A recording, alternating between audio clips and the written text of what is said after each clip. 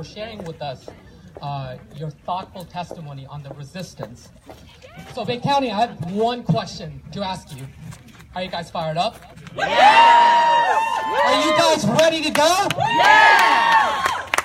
Let me hear it again. Are you guys fired up? Yes! Are you guys ready to go? Yes!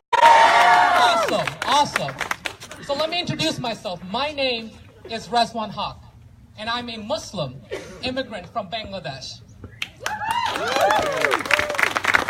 I've lived in these United States for the last 12 years, 10 of those years being here in Panama City, Florida.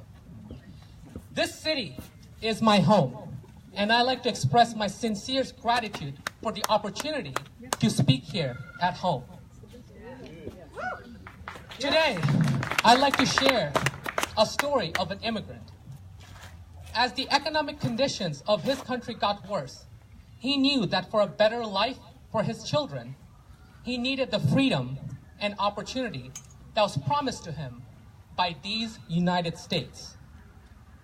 With very little left to his name, he and his family of 5 traveled over 2,000 miles with a future largely unknown. That immigrant endured many challenges in his American journey. He was told that his life would never be easy for him and that he would have to live hand to mouth. He was told to give up on his false hope of sending his children to college. Yet from what we've learned from the stories of immigrants in the generations past, there is nothing false about hope.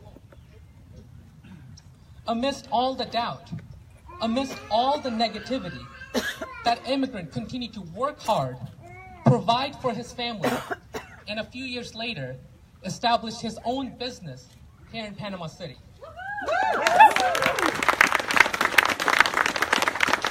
He soon achieved his dream of sending 2 of his children to college with a 3rd one on the way. That immigrant, that American, is my father.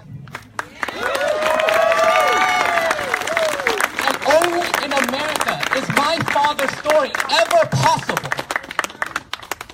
The story of America is defined by the age-old testament that anyone who works hard can achieve that American dream.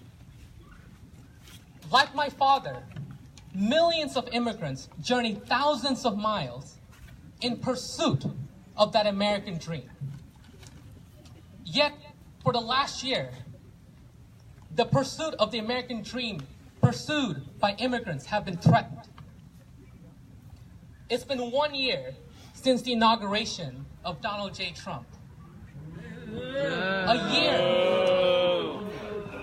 A year filled with the war on facts and decency.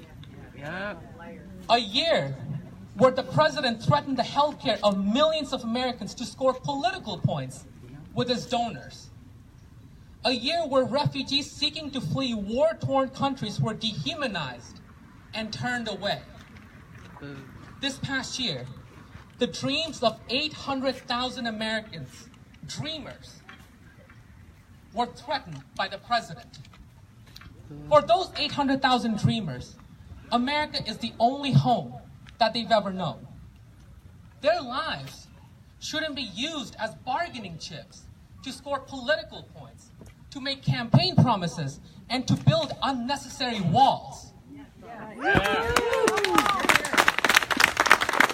Our dreamers were promised a life of freedom and security, and our government's word should mean something to them. America is a nation of immigrants. We are the children and grandchildren of those who seek a better life in that shining city on a hill. Yes, that's right. How we treat our immigrants is a reflection on our American ideals. Thus, it is our moral obligation to protect and defend our dreamers. Now,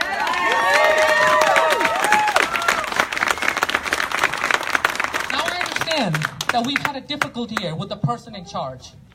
But my friends, I am ever so optimistic about our future. Americans, especially millennials, are more activated than ever before. We've won important elections in New Jersey and Virginia. We've elected a Democratic senator in the state of Alabama. We've flooded town hall meetings. We've contacted our representatives, and we've marched these streets to let the world know that the resistance is stronger than ever. This November, the resistance will take their power to the polls. As a first-generation immigrant who has witnessed politics in another country, believe me when I say this, there is nothing more powerful than the American vote. Oh, yeah. Now, I understand that it's easy cynicism that leads people to say that my vote doesn't matter. That couldn't be further from the truth. Your vote does matter, and your voice makes a difference. Your vote can change a city. It can change a state, and it will change this nation. We've seen the power of the vote in Alabama, and we will see the power of the vote this November. This November, we will take our power and help make this nation an inclusive nation for all.